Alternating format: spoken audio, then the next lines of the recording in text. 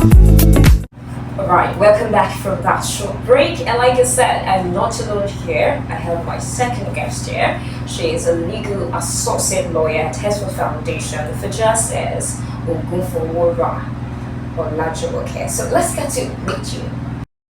Hello, my name is Olajumoke Ogunfowora. And like you said, I'm a legal associate at Advocacy Foundation for Justice. It's a pleasure to be here. Alright, good to have you here. Seated. How do you feel? I feel highly honored. Such a privilege to be here. So yes, you were at the Correctional Center, the time you went for the visit. So I was just going to ask you, can you share your experience shortly visiting the Correctional Center? Specifically, what struck you the most during your time there? Okay, the visit to the Correctional Center, mind you, it was the one for girls. Yes, right. It was very interesting. I volunteer there regularly, so that was like my first experience there. But going there in the capacity of legal associate with Advocacy, I got to speak with them, and then, I got to interact with them as well. And what I could actually decipher speaking with them was that, a lot of these girls have resigned to fate. Right, they've been here for a long time. Some of the girls that I saw there, I've seen them there like 2 years, 3 years ago. Oh my God. Right, so a lot of them have resigned to fate. So they're learning to cope with life there because they don't see, a possibility outside of, where they are right now. So yeah, that's what particularly struck me. So yes, Jumoke, at some point, I don't know if this is true, but I heard that if these children are moving close to the age of 18, they risk being transferred to adult prison. So what are the legal systematic steps that we can take to prevent that? All right, so based on that question, I think that, it says, it depends on the conviction. A lot of them are awaiting trial. So it depends on whether they are found guilty or not. So they are detained there because, they can't be tried in adult courts. They cannot be put in adult prisons. So that's why they are put in correctional centers, bostal homes, temporarily, while they are awaiting conviction. And that could take, as you know, the Nigerian justice system could take a long time, right? The adjournments and what have you. So it's the fact that they are awaiting trial. So most times when they get judgment, if they're over 18 at the time, some of them, yes, get to be transferred to adult prisons, which shouldn't be actually, because there should be provision for juvenile, right? We have several laws that actually deal with the punishment and the treatment of young people. So we have, for example, the Child Rights Act 2003, and then we have the Children and Young Persons Law, right? And all of the laws that have to do with children. We also have the UN Convention on the Rights of the Child. All of the laws that have to do with children,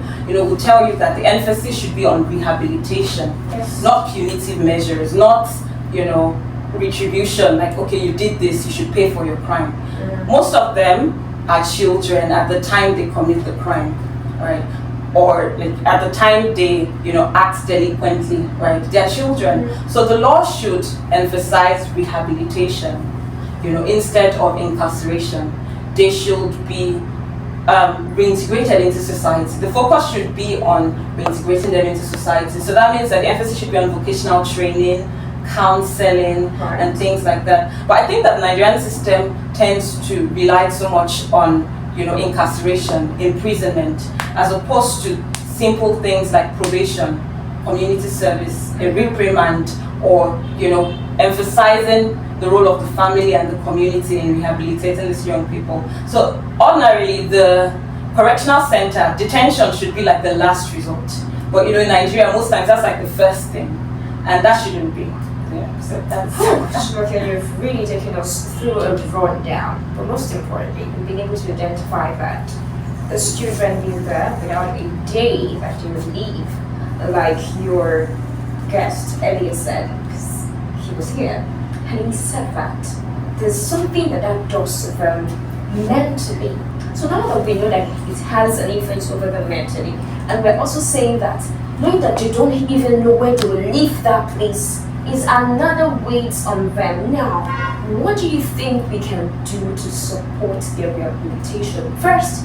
And another thing is when they get out, when we reintegrate them back to the society, how do you think we can help them to live the best of life? Because trust me, as one way or the other, probably their friends might just say, to me, where this, you know, they just feel. So how do you think we can work on that very quickly?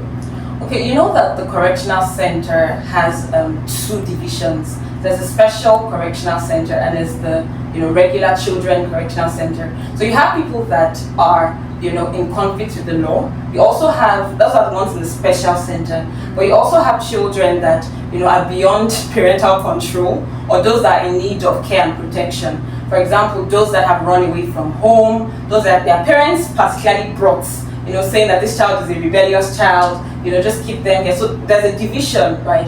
But then generally, the emphasis should still be on rehabilitation. Yes. And then for those that are in conflict with the law, they should have access to legal aid, like proper representation, competent lawyers that can actually help them represent them in court competently. There's emphasis on that, and then rehabilitation, vocational training, they should have counseling sessions, right? It should actually be individual, rehabilitation, not just okay, let's put them together and let's see. They should be focused on what the person needs as an individual, right? But most times we tend to focus on preventing recidivism. Like, we don't want them to come back.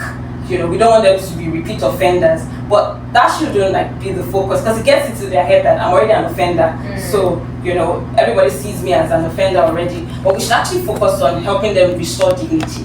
Yes. Right. And helping them to actually fit in better into society. So they should come out of the experience better equipped. Better person. Yes, better version equipped to of actually themselves. face life outside of detention. Oh, Olajumoke, thank you so much. Oh, thank you so much for Thank you for having me. showing light to that matter. And of course, to everyone watching and listening to us out there, you've heard a lot.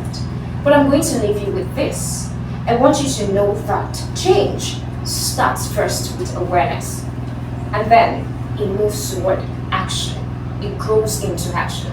And trust me, we cannot do it alone. Taiwo Adenike from RB Foundation cannot do it alone. Olajumoke from Headfirst Foundation for Justice cannot do it alone. I myself, I cannot do it alone. So we're calling on the government, whether you're a social worker, you're a doctor, or you're a lawyer, all of us, we are needed until this child, no one of them is left behind. That's when we are really doing the right thing, to see that when they go back to society, they'll become a better version. So we're calling on the government officials to be involved, to be part of this. Thank you so much for listening, and I'm your host, Vivian Ganiyu. And until next time, Bye.